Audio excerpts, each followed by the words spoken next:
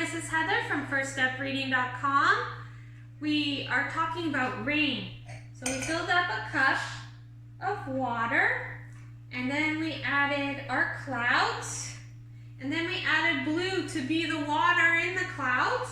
And when the clouds get too full of water, we're going to slowly add some more blue water, it will rain in our cup. And we'll see it rain in blue inside the cup. Keep going. You have a lot of shaving cream in there, so it has to get very full before it's going to rain in our cups. Okay, fill it up and drip it in on our dripping.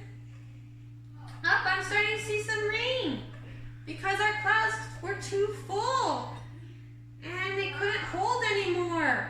Our clouds is our shaving cream, so it's letting out the water, and that's how clouds make rain. When they're too full, the water comes down from the clouds as rain. You want to do it? You see our rain coming down? In our cup, it's blue.